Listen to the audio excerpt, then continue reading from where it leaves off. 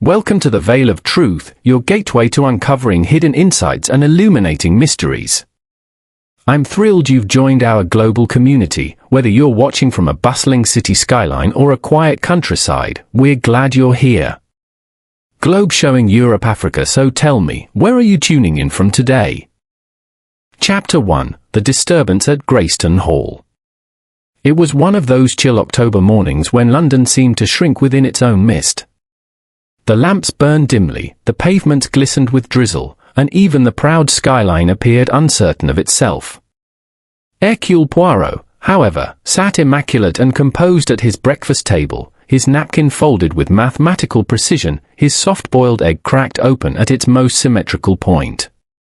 He was reading the Times, paying particular attention to the morning's trivialities rather than its tragedies, when a small envelope of fine cream paper was delivered to him by hand. The handwriting, delicate yet hurried, betrayed the tremor of distress. He adjusted his pince-nez and read the message. "Monsieur Poirot, I beg you to come at once. A dreadful occurrence has taken place at my home, Greystone Hall, in Surrey. My great-grandmother's portrait has been stolen from the locked gallery, yet the manner of its disappearance is beyond reason or comprehension. There were signs left behind which I cannot explain. I fear something unnatural is at work. Yours in great agitation, Lady Constance Grey." Poirot raised his brows and murmured softly, "Unnatural, too, just the same word when the mind is disturbed." Yet something in the phrasing intrigued him. A theft, ordinary enough. But signs left behind? That, he decided, hinted at something more theatrical. And Hercule Poirot had a profound respect for theatre. Within the hour, he had telephoned his old acquaintance Inspector Sharp of the Surrey Constabulary, ordered his valise packed, and set off for Waterloo Station. As the train glided through the damp countryside, Poirot sat silently, fingertips pressed together, eyes half closed. He was thinking of Lady Constance Grey, a widow of dignified lineage, living in that vast and brooding estate known for its legends of tragedy and misfortune. Greystone Hall had stood for 3 centuries, its stone walls darkened by time, its corridors filled with portraits that seemed to watch one's every step. Yes, it was a house that invited whispers. Poirot suspected he would soon hear many. By noon he arrived at the local station, where a black motorcar awaited him. The driver, a nervous young man in a shabby cap, introduced himself as Thomas, the hall chauffeur. "Begging your pardon, sir," he said as they drove through the fog, "but you'll find her ladyship most unsettled. Says she hasn't slept since it happened. Everyone's talking about ghosts, they are. Begging your pardon, sir, but, well, there was blood." Poirot's moustache twitched ever so slightly. "Du sang? Blood, you say? How very curious for a theft." The car turned into a long avenue lined with withered oaks.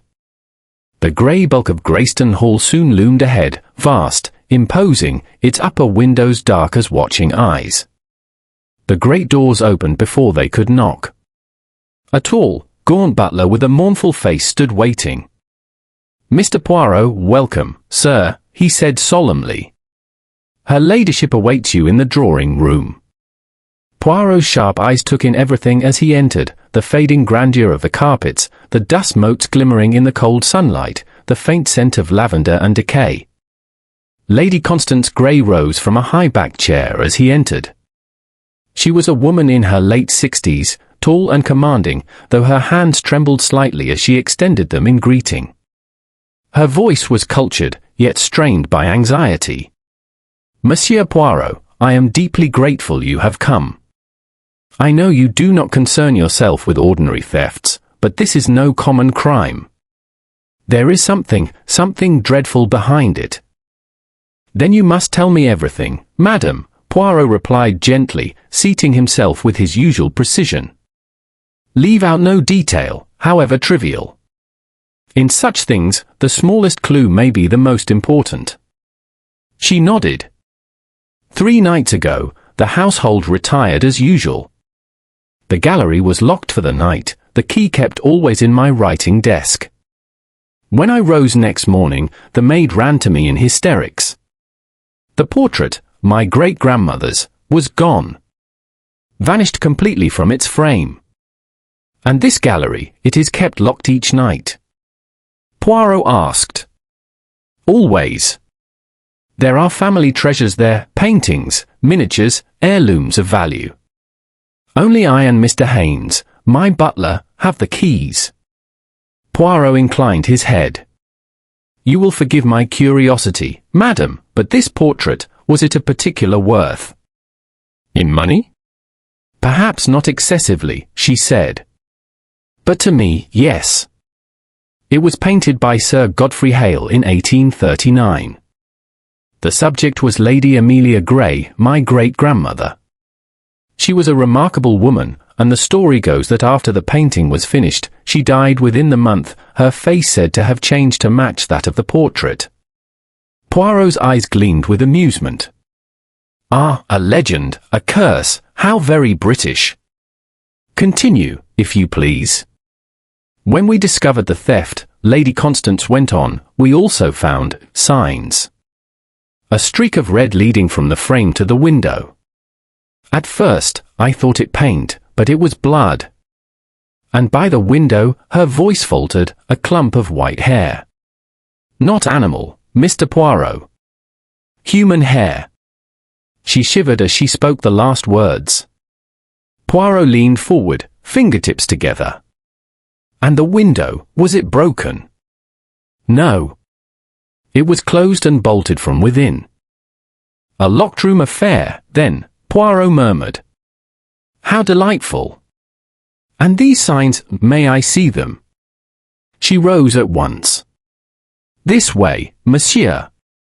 They passed through the long corridors of Greystone Hall, the sound of their footsteps echoing softly. At last, they entered the gallery, a long chamber hung with portraits, all staring down in silent judgment. The grey gilt frame from which the painting had vanished still occupied the central wall, a raw emptiness where the canvas should have been. Beneath it, a thin smear of darkened red led across the floor towards the French windows, and upon the carpet, carefully preserved under a glass paperweight, lay several strands of white hair. Poirot bent down, examining the scene with infinite care. He noted the direction of the stain, the faint trace of disturbed dust upon the skirting, and the peculiar way the frame's bottom edge was slightly damp. He sniffed delicately. The smell was faint but unmistakable, iron and salt. Blood indeed, though not fresh. He straightened, adjusting his tie. Madam, you have reason to be disturbed. This is not the work of an ordinary thief. This is, how shall we say, theatrical. Someone wished to inspire horror.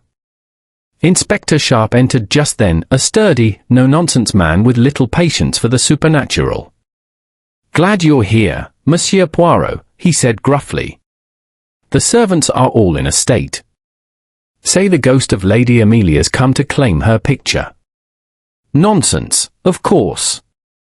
Still, I'll wager there's something clever behind it. Poirot smiled faintly. Always there is something clever, Inspector. It is only a question, how clever?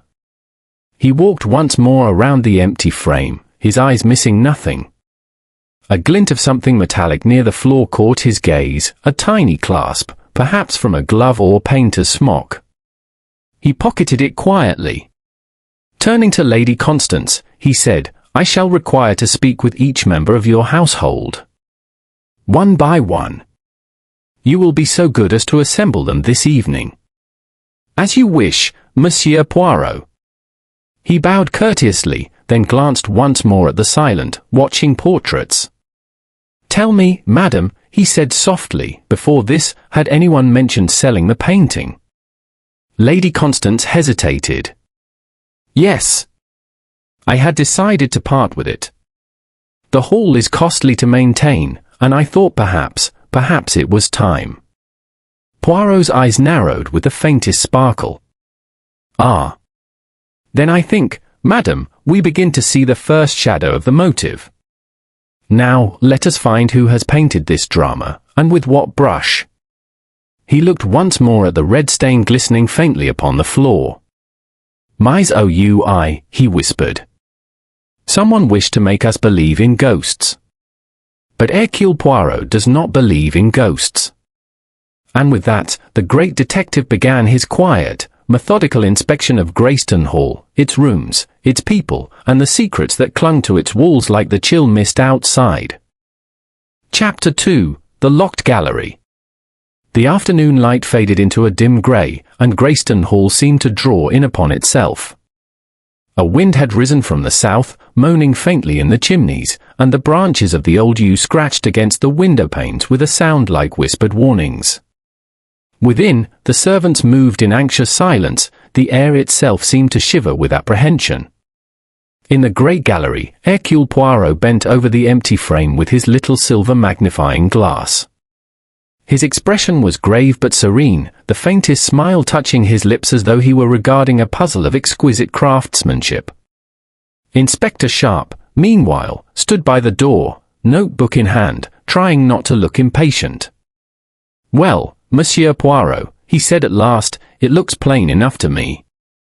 A thief somehow forced the door, carried off the portrait, and left a bit of stage play behind to frighten the servants. Nasty business, but simple enough." Poirot raised a delicate eyebrow. "Ah, mon cher inspector, if it were simple, you and I would not be standing here together. Let us be exact, yes?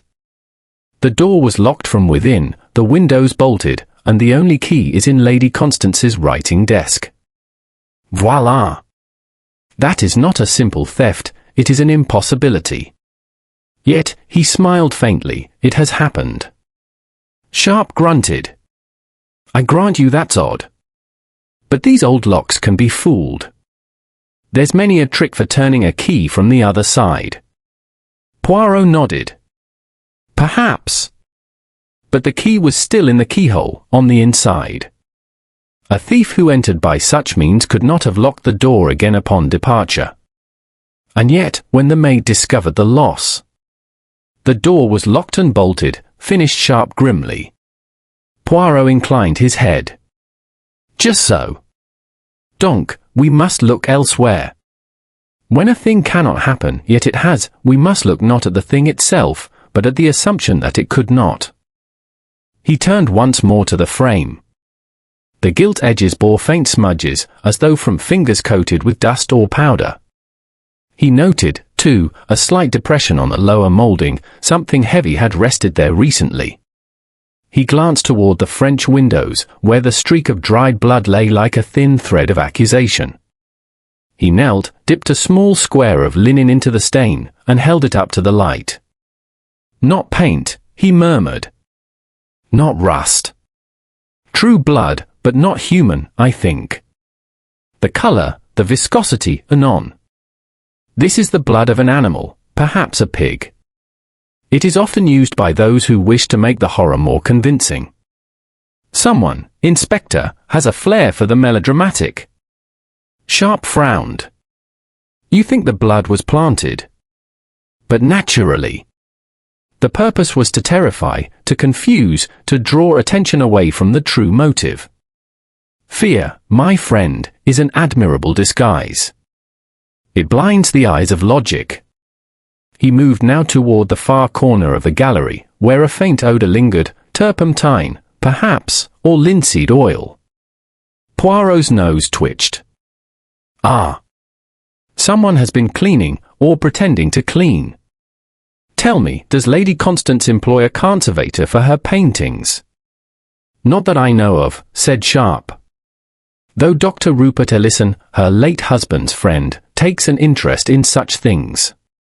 He's a chemist, dabbles in restorations." Poirot's eyebrows rose slightly. "A chemist? Très intéressant. We must speak with this Dr. Ellison." He rose, brushing his knees, and cast a final look about the gallery. The long line of ancestral portraits stared down impassively, their painted eyes glinting in the half-light. Only the vacant frames seemed alive, as though mocking their solemn stillness. Poirot sighed softly. Come, my friend.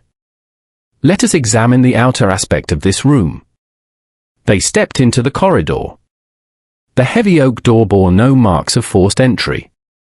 The hinges were firm, the lock undamaged.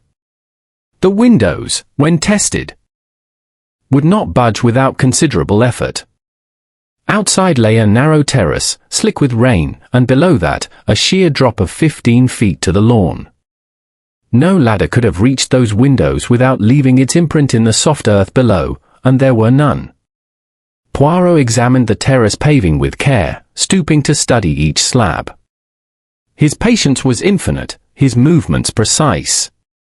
At length, he found a single faint footprint, smaller than a man's, perhaps a woman's. The heel was narrow, the sole smooth. He made a small noise of satisfaction. A slipper of evening type. Tell me, Inspector, does Lady Constance's niece reside here? Yes, Miss Clara Vale. She's been living here since spring. Her mother died last year. Poirot's eyes glinted. We must add her name to our little list, yes? But we shall not jump to conclusions. One footprint is a whisper, not a shout. They returned indoors, where Lady Constance awaited them in the drawing-room.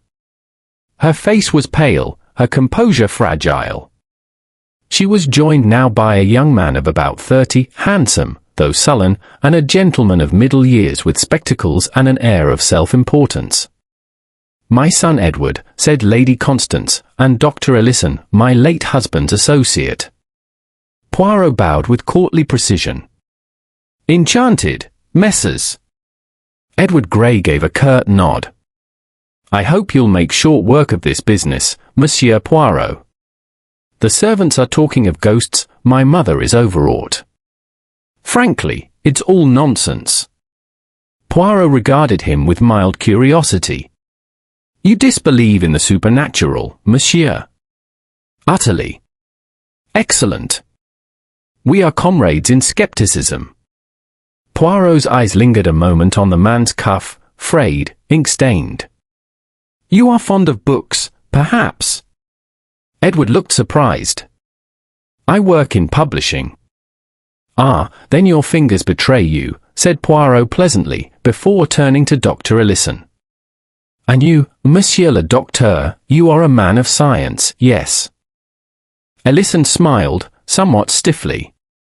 Indeed. Chemistry and the restoration of paintings are my hobbies. Lady Constance occasionally allows me to advise on her collection. Poirot inclined his head. Then you will forgive me if I ask, have you handled the portrait recently? Ellison hesitated a fraction too long. Yes, a fortnight ago. Lady Constance asked me to examine its varnish. It had darkened with age. Did you alter it in any way? Certainly not. Poirot's eyes softened. Mais bien, sir, it is as I thought, merely curiosity. Thank you, Doctor. He let the matter drop, but his gaze wandered thoughtfully to Ellison's gloved hands stained faintly with what might have been oil or pigment. As the interview ended, Poirot made a small, courteous bow to Lady Constance. Permit me to walk once more through the house before dinner. I wish to become familiar with its, how do you say, atmosphere. A house, madam, speaks, if one listens. When they were alone, Inspector Sharp muttered, you think that chemist fellow knows more than he says? Poirot smiled enigmatically. I think, mon ami, that he knows more than he realizes. It is not always deceit that hides the truth, sometimes it is pride. They mounted the staircase, the air growing colder as dusk settled. Poirot paused, looking down the long corridor that led to the gallery. The gaslight flickered faintly, the empty frame beyond gleamed pale in the shadows. He spoke softly, almost to himself. The portrait disappears from a locked room. There is blood that is not blood, hair that is not human, and fear that is very real. ABN. It is not the ghost of Lady Amelia that haunts Greystone Hall, it is the ghost of human greed. And with that, Hercule Poirot adjusted his immaculate cuffs and descended once more, his mind already forming the first delicate threads of deduction that would soon ensnare a most cunning thief. Chapter 3: Suspicions in the Air. The night settled thick and uneasy over Greystone Hall. The rain that had threatened all afternoon now fell in soft, whispering sheets against the windows. The household dined in near silence, each person lost in private thought, each glance wary. The great candles trembled in the draughts, and even the silver seemed dull under the oppressive weight of fear. Poirot ate little. He was occupied, as ever, not with food but with faces. Lady Constance sat at the head of the table, trying bravely to maintain composure, yet her eyes darted from one guest to another with faint apprehension. Beside her, her son Edward toyed impatiently with his fork, drinking more wine than was necessary. Opposite him, Clara Vale, the young niece, pale and restless, kept her gaze lowered. And at the far end, Dr. Rupert Ellison smiled too often, his words too smooth, his hands never quite still.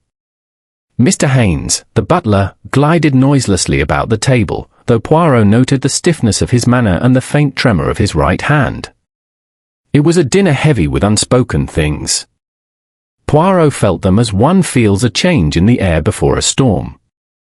At length, Lady Constance broke the silence.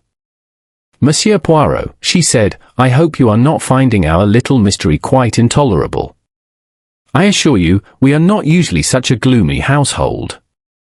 "Mais non, madam," he said pleasantly. "I find it most stimulating. You English, you have the genius for making the simple appear complex. A portrait disappears, et voilà. It becomes a tale of ghosts and curses." Edward gave a short laugh. "Superstition suits Greystone Hall, Monsieur Poirot. My mother loves her family legends." Lady Constance drew herself up sharply. "Edward, that will do. You forget yourself." He coloured faintly, muttered an apology, and reached for the wine again. Poirot watched, thoughtful. "You do not believe in the curse of the portrait, Monsieur Edward?" "Curse?" Edward snorted. "No, I believe in debt collectors and dishonest servants." "That's curse enough." Poirot inclined his head mildly. "Ah, so practical, you Englishmen. You reduce everything to pounds and shillings." Dr. Ellison interjected smoothly, "Surely, Poirot, there is more psychology than superstition in this affair. People see what they expect to see. A missing painting becomes a ghost story. Simple hysteria." "Très bien," said Poirot softly. "Yet hysteria is often the child of guilt. N'est-ce pas?" For a moment, the doctor's smile froze, and Poirot saw the flicker of unease behind his spectacles. It was gone almost instantly, replaced by a genial laugh. "You would make anyone feel guilty, Monsieur Poirot. You have the eyes of the confessor." "Mais oui," Poirot replied. "But also the ears. I listen to what is said, and more, to what is not said." The tension broke slightly with forced laughter, and dinner resumed. Yet beneath the polite conversation, there was a current, something dark and unspoken that ran like a shadow beneath the tablecloth. Later that evening, Lady Constance withdrew, pleading fatigue. Edward retired soon after, though his uneven footsteps suggested another visit to the decanter in his room. Dr. Ellison lingered in the library, examining the spines of the books with unnecessary absorption. Miss Clara Vale sat at the piano, her slim hands playing soft, broken chords that trembled into silence. Poirot approached her quietly. "Mademoiselle, you are fond of music." She started slightly, then smiled faintly. "I used to be. Not so much lately." "You are an artist in another sense, perhaps?" Her eyes lifted quickly. "How do you mean?" "The brush, the palette. You have the fingers for it." She hesitated, then laughed softly, a touch bitter. Once. I studied art in Paris. But I left. It was not a success. And now you live with your aunt. Yes. She was kind enough to take me in. I help with the accounts, the letters, anything she needs. Poirot nodded. And this portrait, did you ever paint its likeness, perhaps from memory? Good heavens, no. She gave a nervous laugh. Why should I? Poirot regarded her gently. Because it resembled you, mademoiselle. Greatly. She stiffened. People have said that. But it's nonsense. Lady Amelia died a century ago. Resemblance does not obey the calendar, Poirot murmured. And to some, such likeness can be uncomfortable. Clara rose suddenly. If you'll excuse me, Monsieur Poirot, I'm tired. She left hastily, leaving the melody unfinished. Poirot watched her go, his small head tilted, his eyes half closed in thought. ABN, he whispered. So young, so frightened. What does she fear, herself, or another? An hour later, the hall was silent save for the steady tick of the grandfather clock and the sigh of the wind. Poirot sat in the library with Inspector Sharp, who was drowsing over a cigar. Not much to go on, the inspector muttered.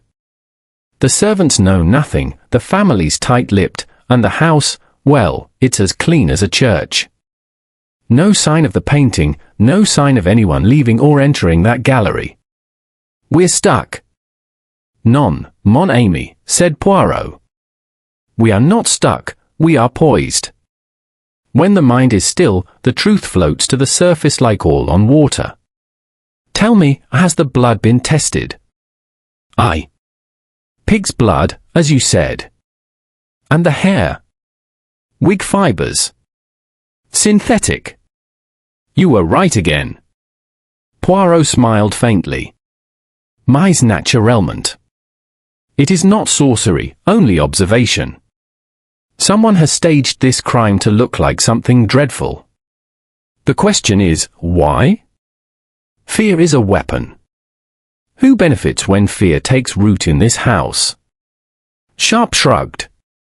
The servants might leave. The lady might sell the place. Or, Poirot said quietly, someone might conceal a smaller deceit behind a larger drama. Voyons, who had the most to lose if the portrait were examined closely? Sharp looked up. You think it was already tampered with? Poirot tapped his nose. Perhaps. The smell of linseed oil in a gallery where no picture had been cleaned for months, it speaks, mon ami. Someone worked upon that painting before it vanished. Their conversation was interrupted by a sudden sound, a cry from upstairs. A woman's voice, sharp, terrified, echoing down the corridor. Poirot was on his feet instantly. He and Sharp hurried up the staircase, following the voice to the west wing. There, outside the gallery door, they found Miss Clara Vale collapsed against the wall, her hands clutching her throat, her eyes wide with horror. Poirot knelt beside her. Mademoiselle! Courage, please. What have you seen? She could scarcely speak. In the corridor, someone was standing there. I thought it was her, Lady Amelia. The same white hair, the same dress. Oh, it was dreadful. Sharp swung open the gallery door. The room was empty, silent save for the faint rattle of the window latch in the wind. But on the floor, directly beneath the empty frame, lay something new, a fragment of canvas, torn, and streaked with the same crimson substance as before. Poirot picked it up carefully. The fragment was small, perhaps 3 inches wide, showing the curve of a painted shoulder and a portion of lace collar, part of the missing portrait. The tear was fresh. Beneath it, faintly visible on the floorboards, was another mark, a footprint this time, smeared in the red fluid. Bare, slender, unmistakably that of a woman. Sharp looked grim. Well, if this doesn't beat the devil. What does it mean? Poirot studied the fragment in silence. His face was grave, yet there was a glimmer of satisfaction in his eyes. It means, my friend, he said softly, that our thief, or perhaps our ghost, has returned to the scene. And that she, or he, is not finished yet. He looked down at the footprint, then back at the terrified young woman trembling by the door. Mon Dieu, he whispered. The plot thickens, and the canvas begins to reveal its true colors. Chapter 4, The Phantom Returns. Morning came to Greystone Hall pale and uncertain, the mist clinging to the lawns like a memory that refused to fade. Inside, the household awoke to an air thick with nervous silence. The event of the previous night, Clara Vale's terrified scream, the discovery of the torn fragment, the bare footprint in the gallery, had unsettled even the most skeptical. Lady Constance refused to breakfast downstairs.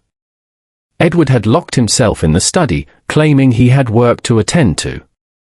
Dr. Ellison, though outwardly calm, was noticeably shaken. Only Mr. Haynes, the butler, moved with his usual solemnity, though his eyes darted often to the staircase, as though he feared what might descend from above. Hercule Poirot, meanwhile, appeared in the dining room perfectly composed, his moustache gleaming, his attire immaculate. He poured himself a cup of chocolate and addressed Inspector Sharp, who looked weary after a sleepless night. "My friend," said Poirot gently, "you are fatigued. But one must not let the imagination run away with the feet. It is the mind that must walk, step by step, always forward, never leaping." Sharp grunted. "Easy for you to say. That girl nearly fainted again this morning. Swears she saw the ghost of Lady Amelia standing at the foot of her bed. White hair, grey gown, the works. The servants are in a panic, 2 have packed their bags already." Poirot stirred his chocolate delicately. "Bon.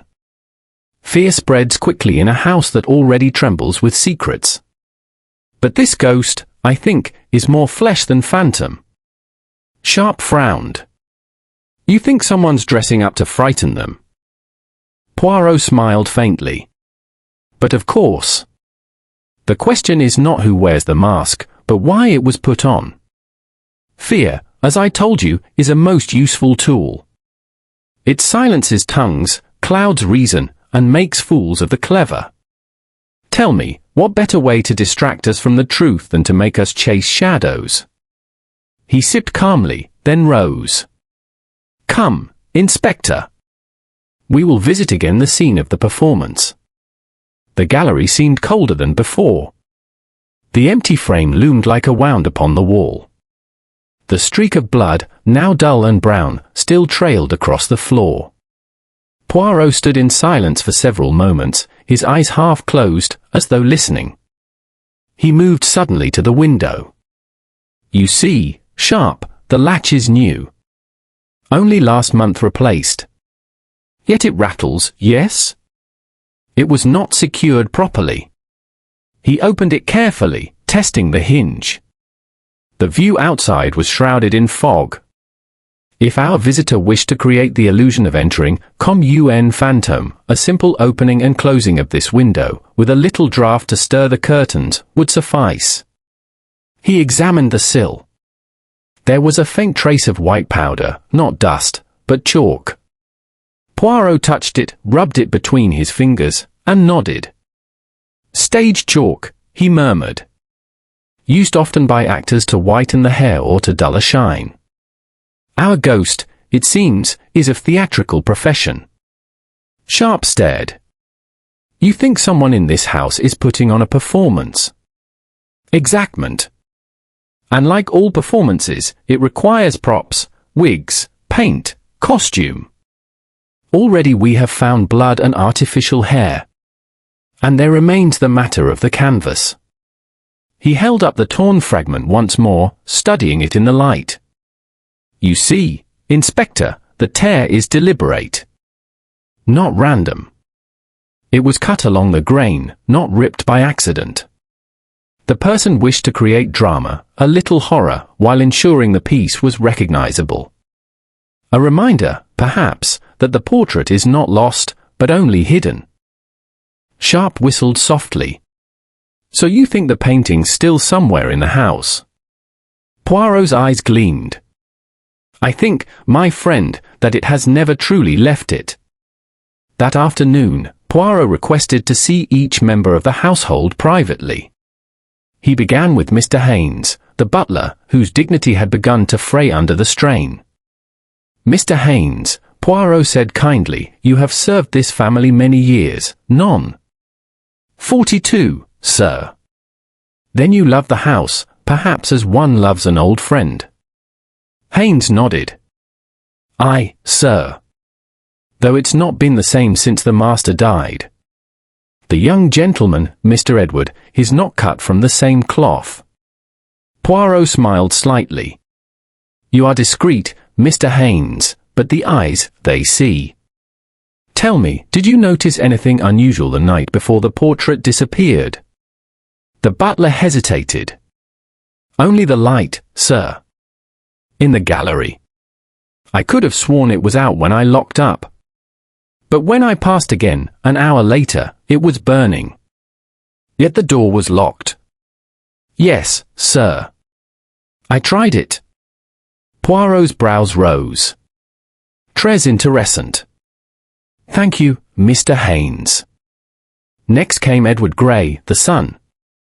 He was defensive, restless, and faintly irritable. You've made the servant suspicious of me, Poirot, he snapped. Haynes looks at me as though I've stolen the crown jewels. Poirot regarded him mildly. And have you, monsieur? Edward flushed. I've nothing to do with any of this nonsense. I told you before, it's a servant's trick or that silly girl's hysteria. Miss Vale. Poirot's tone was mild. You do not hold her in much affection. She's a nuisance. My mother dotes on her, but the girl's unbalanced. Half the time she's sketching or dreaming, the other half talking about curses and ghosts. If you ask me, she's enjoying the attention. Poirot inclined his head thoughtfully. And the portrait, monsieur, it was to be sold, n'est-ce pas? Edward's expression hardened. Yes. Against my wishes. The portrait belongs here. My father wouldn't have allowed it. Your father, I think, left you with certain debts. Edward's jaw tightened. That's none of your business. Mais bien, sir, said Poirot softly. It never is, until it becomes murder. Edward started, but Poirot merely bowed and dismissed him. At dusk, Poirot walked the length of the gallery once more. The fog outside pressed against the windows, turning the glass to silver. He studied each portrait, the faces of the Greys long gone, until his gaze rested again on the empty frame. He spoke quietly, almost to himself. The one who took the painting feared discovery. That is why they hid it, not sold it. The blood, the hair, these were not symbols of guilt, but camouflage. He touched the edge of the frame delicately, and something gave beneath his fingers. The bottom section, it seemed, was not fixed. With careful pressure, he eased it forward. A narrow compartment, hardly visible to the eye, opened behind the gilt border. Inside lay a small bottle of turpentine, a roll of clean canvas, and a folded note. Poirot took the note and read it silently. Forgive me. I did not mean to harm anyone. I only wanted to stop her from selling it. She doesn't understand, some things should never be sold. There was no signature. Poirot's eyes narrowed. Ah. So the ghost has a conscience. Or pretends to. He replaced the frame, pocketed the note, and turned to find Inspector Sharp in the doorway. Well? Sharp asked. Any progress? Poirot smiled faintly. Progress, yes. But not yet revelation. The ghost that walks these corridors has a human heart, and that heart trembles between guilt and fear. We must be patient, mon ami. Tonight, perhaps, we shall see the phantom return once more. That night, Poirot set his trap. A thin silver thread, invisible in dim light, stretched across the gallery entrance. A bell, delicately balanced upon a cabinet, would ring with the slightest motion. Poirot himself took position behind the curtains, motionless as a shadow. Hours passed. The hall slept. The clock struck 2. And then, softly, almost imperceptibly, came the faint creak of the door. A figure entered, cloaked in grey, a hood covering its head, a lantern held low. The figure moved towards the empty frame, trembling hands reaching out as though in remorse. There was a sharp ting. The bell chimed. Poirot stepped forward, switching on his torch. Ah! Voila! The ghost of Lady Amelia, unmasked at last. The figure froze, then turned, the hood falling back, revealing not Lady Constance, nor Edward, nor Dr. Ellison, but Clara Vale. Her face was ashen, her eyes wild with fear. Poirot's voice, when he spoke, was soft but merciless. Mademoiselle, the time for ghosts is over. Now, we shall speak of truth. Chapter 5, The Whisper in the Library. The following morning, the household of Greystone Hall was abuzz with whispers. The ghost of Lady Amelia had been unmasked, and it was Clara Vale. Lady Constance was inconsolable. She sat pale and trembling in her morning room, a lace shawl about her shoulders, her eyes red-rimmed from tears. Edward Grey paced before the fire like a caged animal, while Dr. Ellison hovered solicitously nearby, his smooth voice murmuring phrases of comfort that seemed to slide from the air without touching her. In the midst of this agitation, Poirot entered, serene as ever, a faint smile playing beneath his immaculate moustache. "Madam," he said softly, bowing, "forgive me that I bring distress to your household. But it is better, n'est-ce pas, that we deal with truth, however painful, than to live among phantoms." Lady Constance looked up sharply. "You have humiliated her, Monsieur Poirot. The poor girl, dressing up like that, trying to frighten us, she must have been quite out of her mind." "Out of her mind, perhaps," murmured Poirot, "or out of her patience." Edward stopped pacing. "I told you from the start she was unstable. I hope you're satisfied, Poirot. You've exposed her, but you've proved nothing else. Where is the portrait?" "She refuses to say." Poirot's gaze turned toward him. "Ah, but she will, Monsieur Edward, when she understands why she did what she did. There are acts of passion that even the actor does not comprehend until the mirror is held up." Dr. Ellison stepped forward. "If you're implying she's hysterical, I must insist she be treated delicately. The poor girl's in no state to be interrogated." Poirot looked at him keenly. "You are very protective, Doctor." "Of course," Ellison said smoothly. "She's a patient, or rather, she was when I first met her. Nervous exhaustion. She's fragile." "Tiens," said Poirot. "And yet last night she crept about the corridors in disguise, carrying a lantern. A fragile spirit, but not without courage." There was an uncomfortable silence. Then Poirot added quietly, "If you please, madam, I shall speak with Miss Vale in private. I think she is ready to tell me what truly haunts this house." Clara sat in the library, pale but composed, her eyes fixed upon the window where the morning light filtered through the mist. She did not turn as Poirot entered. "I suppose I've ruined everything," she said softly. Poirot approached her chair. "Non, mademoiselle.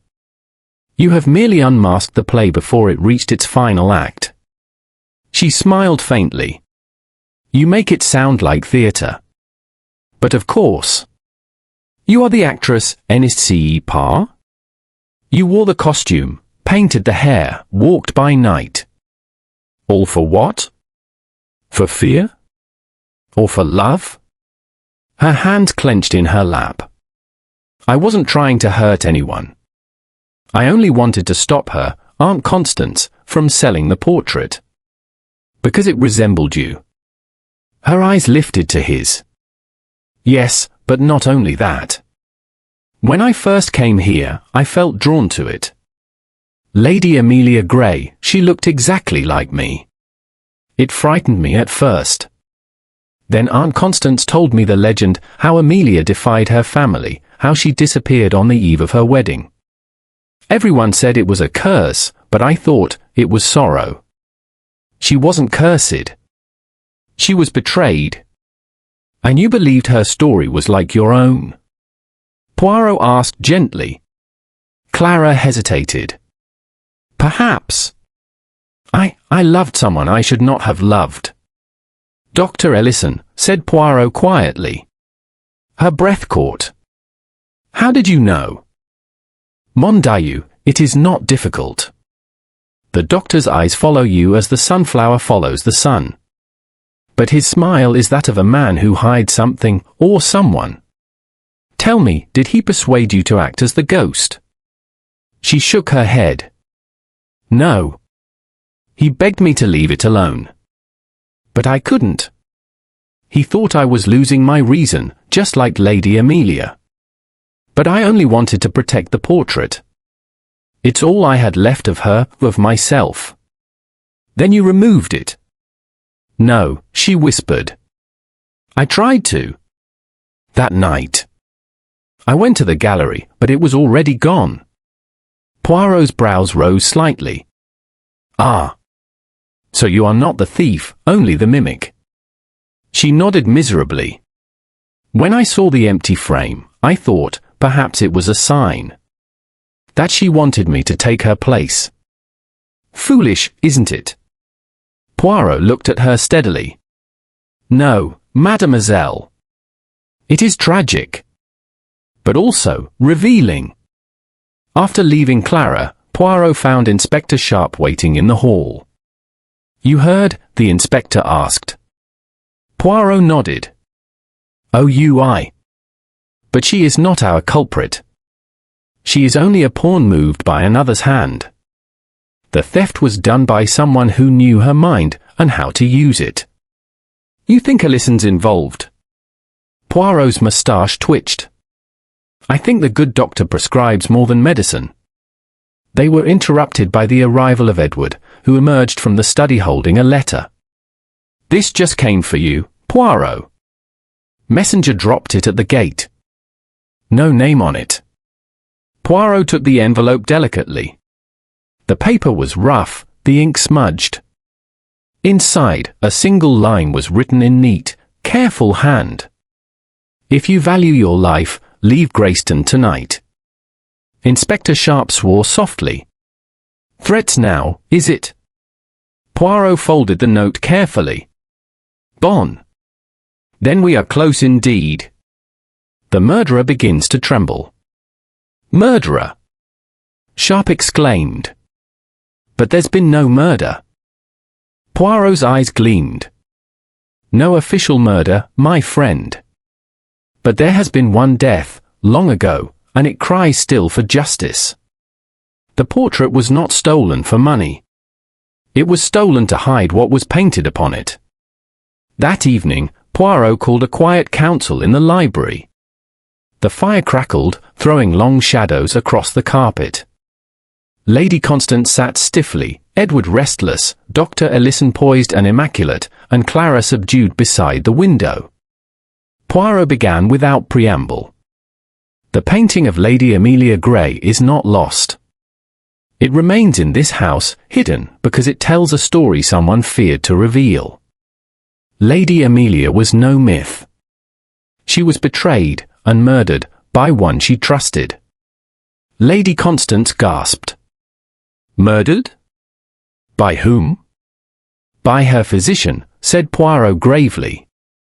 A man who courted her, perhaps under pretext of treatment, and who sought her fortune. When she discovered his deceit, there was a struggle, and she vanished. But the painter of the portrait, a clever, vengeful man, concealed her accusation within the painting itself. Hidden beneath the surface, in faint letters, were the words, "He killed me." There was a stunned silence. Poirot continued, "And so, when that portrait was cleaned recently, those words began to emerge, and someone feared discovery." He turned his gaze to Dr. Ellison. "Your name, Doctor, is not Ellison at all. You are the great-grandson of Dr. Rupert Ellis, the very man accused by rumor of Lady Amelia's death. You knew the legend well, and when Lady Constance decided to sell the portrait, you came to study it under guise of friendship. But you saw the faint writing appear. You panicked, and you took the painting." Ellison's face had gone white. "That's absurd," he said hoarsely. "You can't prove a word of it." "Mais oui, monsieur," Poirot said softly. "Because I have already found it." He went to the bookshelf, pressed a hidden catch, and the panel slid aside, revealing the portrait of Lady Amelia Grey, rolled within a velvet cloth. Gasps filled the room. Poirot unrolled it gently. Across the painted shoulder, beneath the varnish, faint words were visible, like whispers from the grave. "He killed me!" Lady Constance shrieked. Edward uttered a curse. Ellison made a sudden movement toward the door, but Inspector Sharp was faster. He seized him by the arm. Poirot regarded the doctor with infinite sadness. "You wish to erase your family's shame, n'est-ce pas? But truth, like love, cannot be buried forever." Ellison's voice broke. "You don't understand. Clara, she was the image of Amelia. I thought if I destroyed the painting, the curse would end." Poirot shook his head gently. "Non, mon cher. Curses end not by hiding guilt, but by confessing it." As Sharp led the trembling doctor away, Poirot turned to the others. "Lady Amelia's ghost will trouble Greystone no more," he said quietly. "It is not the dead who haunt us, but the lies we tell to keep them silent." And in the hush that followed, the fire gave a single sharp crack, as if, at last, a restless spirit had found peace. Chapter 6: The House of Shadows. The day after Dr. Ellison's arrest dawned grey and breathless. Rain had ceased, but the sky hung low and heavy above Greystone Hall, as though the heavens themselves hesitated to release their verdict. Inside, the once proud mansion had sunk into uneasy silence. The servants moved softly, whispering in corners. The fire in the great hearth smouldered low. It seemed that every ticking clock and creaking floorboard carried the echo of that dreadful night when Poirot had exposed the truth. Lady Constance remained in her room, her spirit broken by shock and shame. Edward, pale and sleepless, spent the morning pacing the terrace. And Clara Vale, fragile, remorseful, and haunted, sat once again in the library, staring blankly at the restored portrait of Lady Amelia Grey, which Poirot had insisted be returned to its rightful place. The painting hung serene now, her painted eyes no longer reproachful but somehow calm, almost forgiving.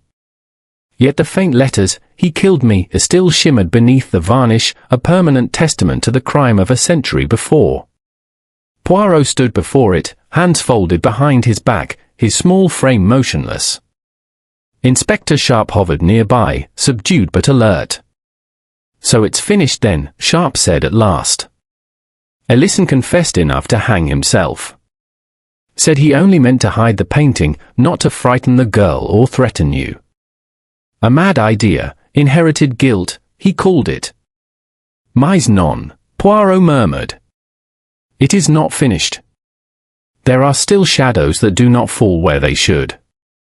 Sharp frowned. "You mean someone else was in on it?" Poirot turned from the portrait, his eyes keen. "Not in the theft, perhaps. But in the silence. Lies, my friend, are like dust, they settle in corners long after the house is cleaned.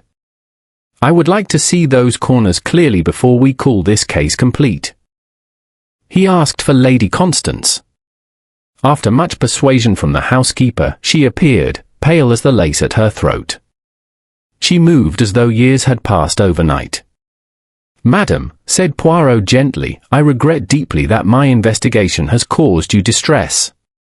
But before I take my leave, I must ask one final question. When did you first meet Dr. Ellison?" Lady Constance hesitated. "A year ago. At a charity luncheon in Bath. He seemed so kind, so knowledgeable about family histories. He said he was writing a paper on hereditary illness." Poirot nodded slowly. "And he spoke to you about Lady Amelia, N.S.C. Parr? He was curious about her portrait." "Yes. He said she fascinated him. That she was misunderstood, unjustly blamed. I thought it only scholarly interest." "Ah," said Poirot softly, "but the serpent always enters by the door of curiosity." He studied her face for a long moment. "And your niece, Clara, you invited her here the same year, did you not?" "Yes. She had nowhere else to go. Her father, my late husband's brother, died, leaving her quite destitute. And she resembles Lady Amelia." Lady Constance's lips trembled. "So I saw at once. I thought it charming, almost poetic. But soon the servants began to whisper. I told myself it was nonsense, that likenesses are accidents of blood. I never imagined it could end in tragedy." Poirot inclined his head gravely. "Non, madam. You imagined much, but not that. And yet, it is not tragedy that has found you, but truth." Lady Constance rose suddenly, her composure breaking. "Truth," she cried. "Truth has brought ruin upon my house. That man's disgrace, the scandal, the horror, all because of a painting. Why did you not let it remain hidden?" Poirot regarded her with infinite patience. "Because, madam, truth is the only inheritance worth having. Without it, even the grandest hall becomes a prison of ghosts." She turned away, covering her face with trembling hands. Poirot bowed slightly, and withdrew. Later that afternoon, he found Clara again in the library. She had been sketching, her fingers stained faintly with charcoal. Upon the table lay a half-finished drawing of Lady Amelia's face, softer and younger than in the painting, the expression almost tender. Poirot watched silently for a moment. "You draw her with compassion, mademoiselle." Clara looked up. "I suppose I pity her. She was betrayed by someone she loved. Perhaps I understand that too well." "Ah," said Poirot gently, "you refer to Dr. Ellison." She nodded. "He told me he loved me. I believed him. But now I see, he only loved what I reminded him of. Lady Amelia. The resemblance." Poirot sat across from her. "Mon enfant, sometimes we fall in love not with a person, but with a reflection, an echo from another time. He did not see you, only his guilt made flesh." Clara's eyes filled with tears. "And what of me, Monsieur Poirot? What am I to do now?" "You will live," Poirot said softly. "You will paint, perhaps. You will forgive, not for him, but for yourself." He rose and went to the fireplace, where the embers glowed faintly. "You know, mademoiselle, there is something about this house. It keeps its stories too well. It is a place of memory, but also of mercy. Lady Amelia's secret has slept 100 years. Now, she rests." Clara followed his gaze to the portrait. "Do you think she forgives him?" Poirot smiled faintly. "Perhaps. Or perhaps she forgives you." Forgiving her voice again. That evening, Edward sought Poirot in the study. He was calmer now, though there was bitterness in his tone. "You've saved my family's name, Monsieur Poirot, or destroyed it, depending on how one sees it. I suppose I should thank you." Poirot regarded him gravely. "It is not I who destroyed it, monsieur. It is those who built it upon falsehood. Edward stared into the fire. Do you believe in curses? Poirot's moustache twitched. I believe in consequences. The two are often confused. The young man sighed. Ellison's confession will end his career. My mother's heart is broken. Clara will never recover. And yet, I feel as if a weight has lifted. Perhaps that's the curse ending. Poirot nodded. Exactment. You see, the curse was not upon the house, but upon silence. He turned toward the door, then paused. Before I go, there is one more thing. When you spoke of debt collectors, you were not entirely wrong. Dr. Ellison's interest in the portrait was not only personal. He hoped to sell it abroad, quietly, to settle his own debts. It was both guilt and greed that guided him. You see how even the basest motives disguise themselves in grand emotion. Edward gave a hollow laugh. Then perhaps we all have our masks. Poirot's eyes softened. Yes, mon ami. But not all of us keep them forever. Night fell early. The mist thickened once more around the hall, blurring the moonlight into soft silver. Poirot took one last walk through the corridors before retiring. He paused before Lady Amelia's portrait. For a long time, he stood in silence. Then he spoke, very quietly. Mademoiselle, you have waited long for justice. You have it now. Sleep well.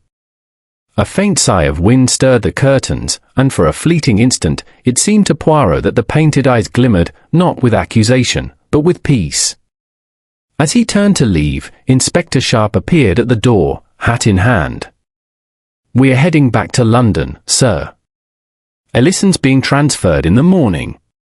Anything else you'll be needing? Poirot smiled faintly.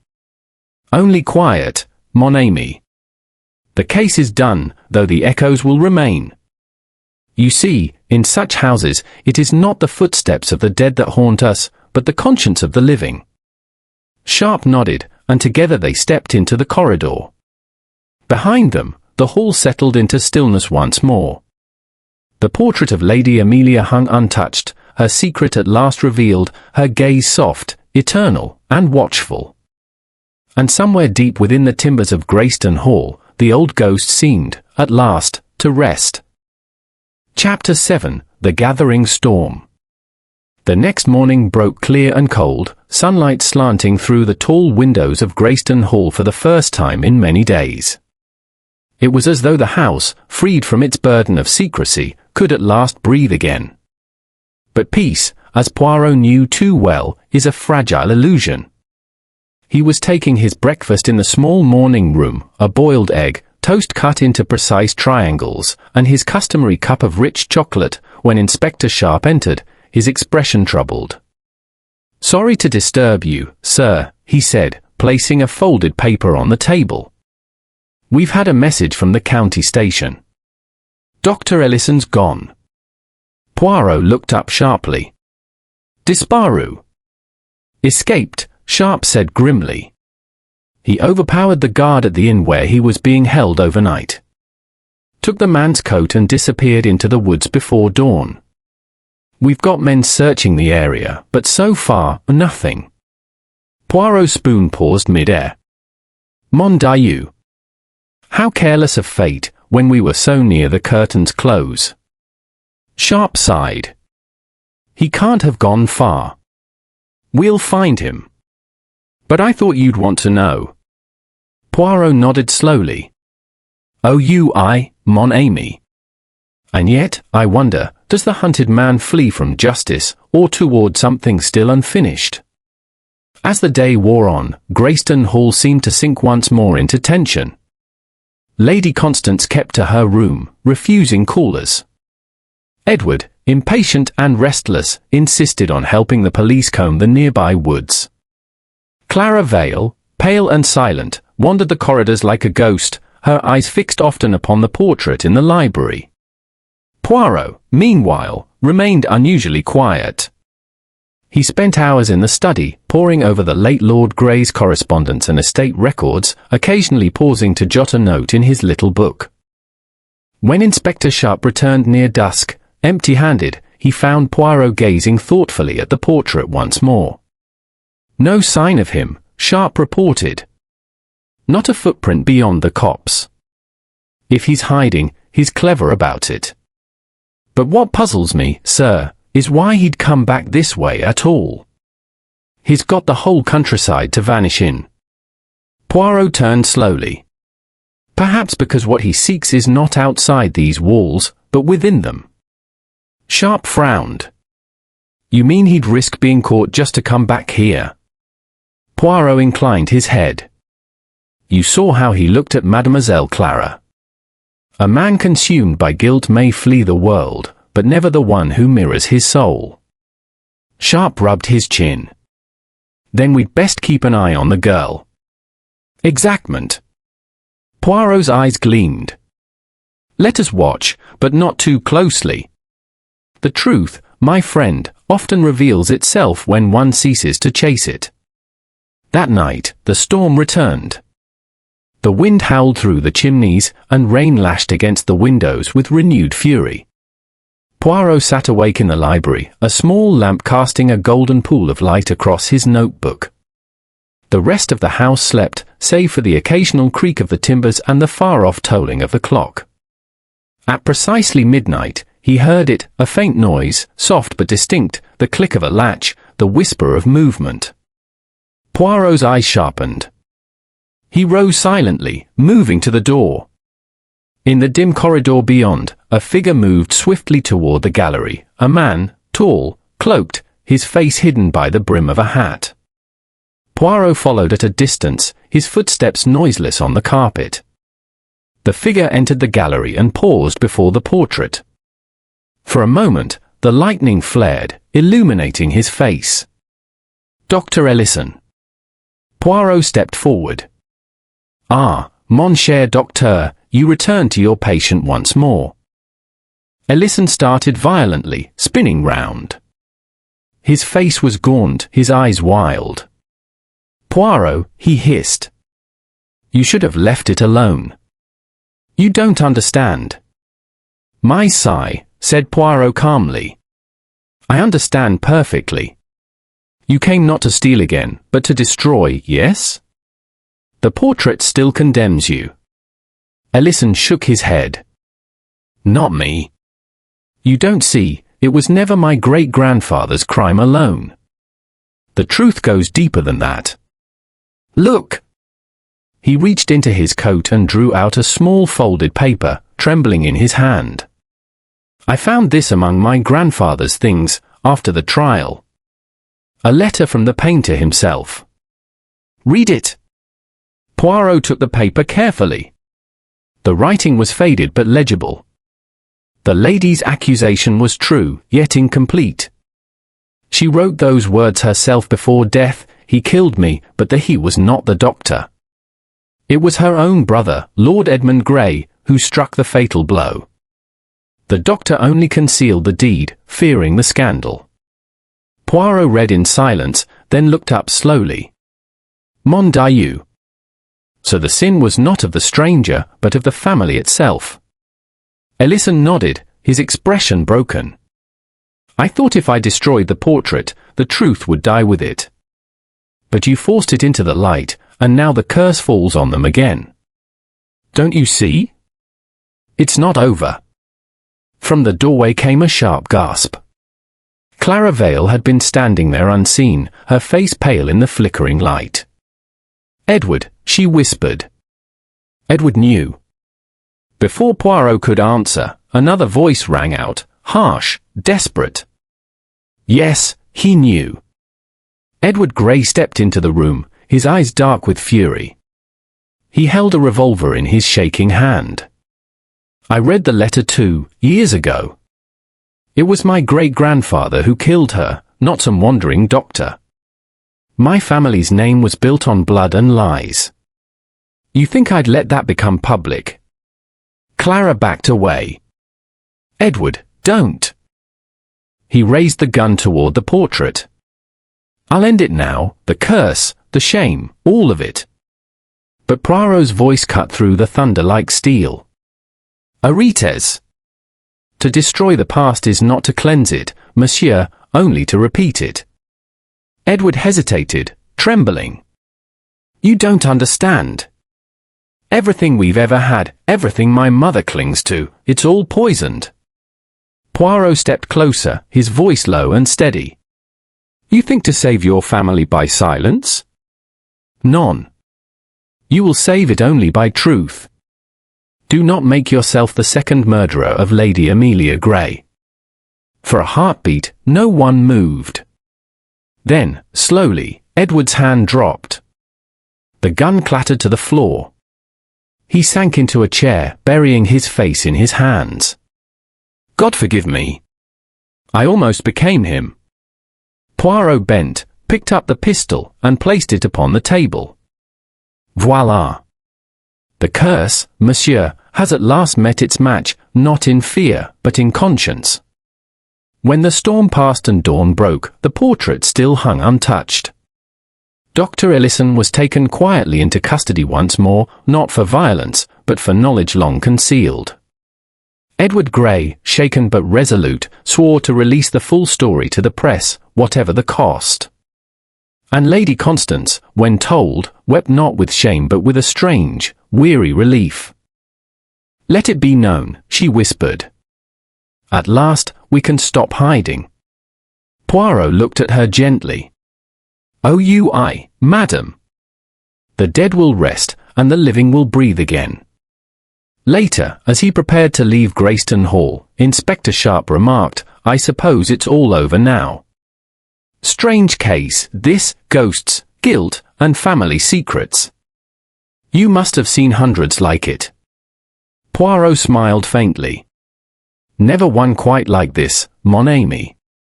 For here, the ghost was not in the portrait, it was in their hearts. It is the same always, the crime fades, but the conscience remembers. Sharp nodded thoughtfully. And what of you, sir? What do you remember? Poirot glanced back at the portrait one last time. That truth, like art, must be uncovered layer by layer. And when one reaches the final brushstroke, mon cher, then one sees the soul beneath. Chapter 8, The Final Brushstroke. The following evening, at Poirot's request, the household gathered one last time in the great drawing-room of Greystone Hall. Outside, the storm had passed, leaving the gardens washed clean, gleaming faintly in the silver moonlight. Inside, the atmosphere was taut, expectant, uneasy, as if the very walls leaned closer to listen. Poirot stood before the marble fireplace, immaculate as ever, his grey suit uncreased, his moustaches perfectly symmetrical. On the table beside him rested a single sheet of paper, the painter's letter, and beside it, a small, leather-bound notebook in which Poirot had made his final notes.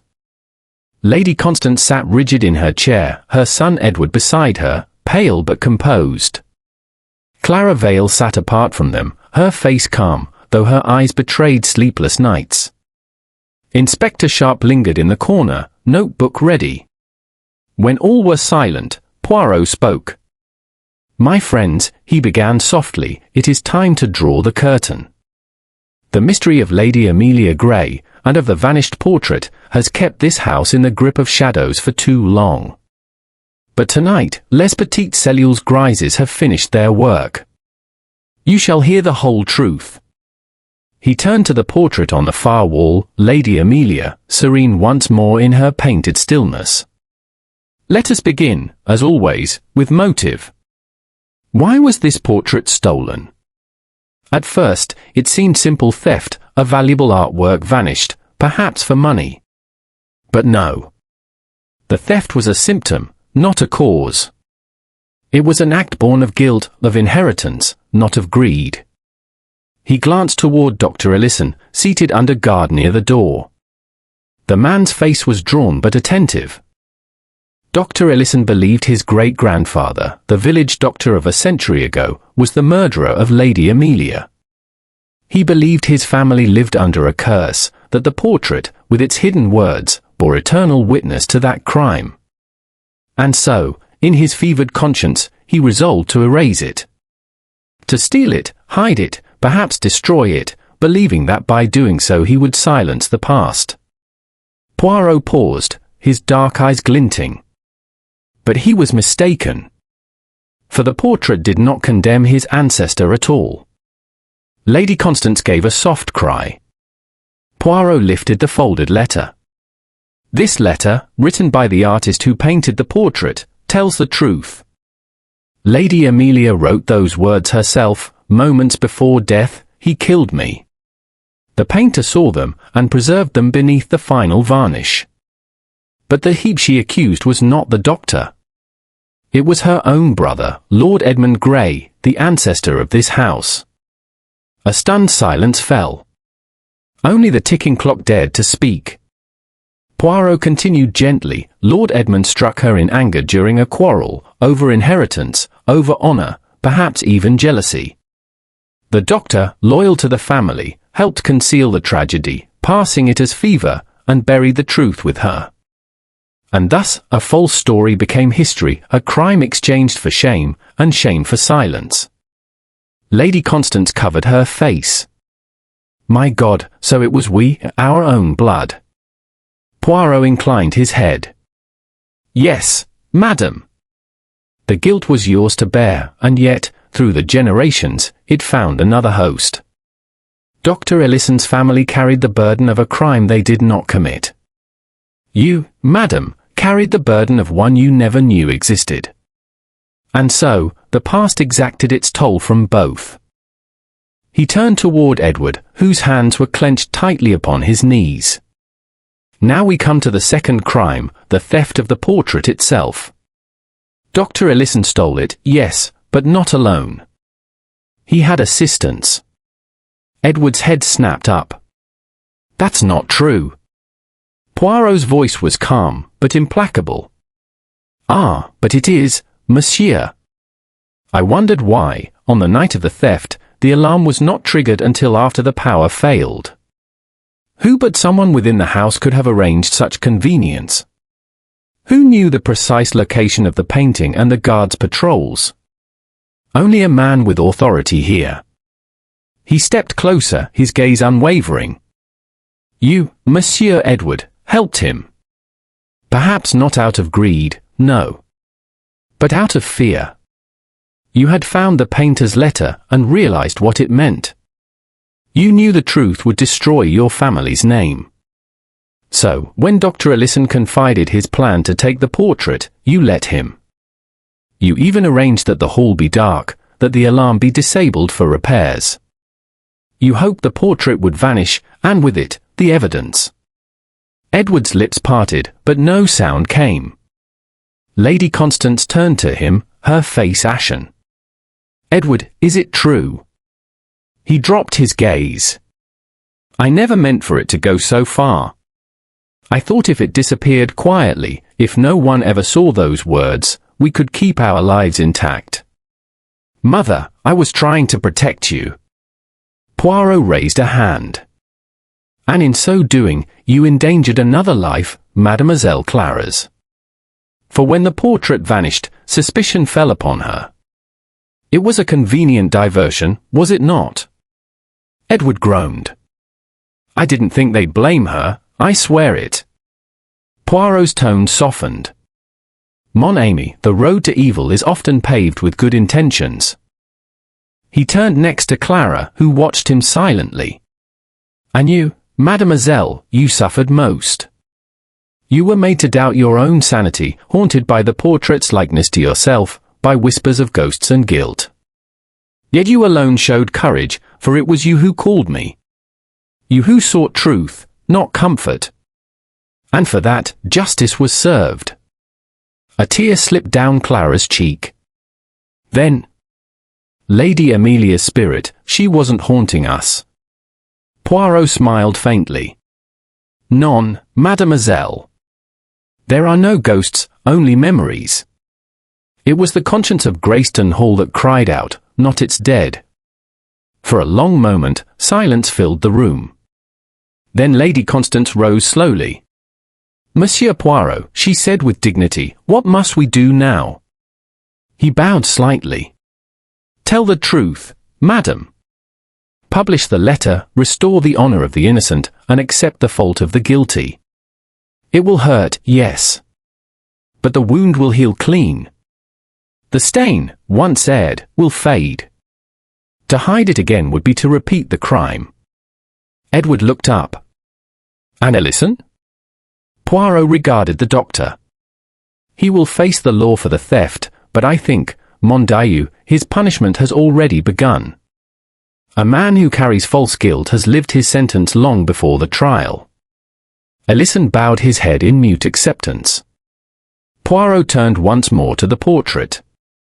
The lamplight gleamed softly upon the painted face, no longer sorrowful, but serene. She was brave, Poirot said quietly. She tried to tell the truth in her final moment, and at last, her message has been heard. You see, my friends, the dead do not demand vengeance. Only understanding. Lady Constance came forward, her voice trembling. Monsieur Poirot, how can we ever thank you? Poirot smiled, bowing elegantly. By living honestly, madam. That is thanks enough. For you see, la vérité, it is like the varnish upon a great painting. It may yellow, it may crack, but remove it, and the colors shine once more. He adjusted his cuffs, his eyes glinting with quiet satisfaction. And now, my work here is done. Greystone Hall may keep its ghosts, but they will trouble you no more. Outside, dawn crept gently over the moor, gilding the house with pale gold. Poirot and Inspector Sharp departed in a small motor car, the gravel crunching softly beneath the tires. Sharp glanced back at the house. Strange thing, justice. Sometimes it feels more like forgiveness. Poirot nodded, smiling faintly. You are learning, mon ami. In the end, it is the same. Justice without mercy is cruelty, and mercy without truth, a lie. As the hall receded into the mist, Poirot leaned back, content. It is finished, he murmured. The past has spoken. And now, le monde continue. And in Greystone Hall, the portrait of Lady Amelia Grey remained, no longer a symbol of guilt, but of peace, her painted eyes watching over a family that had finally learned the value of truth. The last brushstroke had been laid. The masterpiece, complete.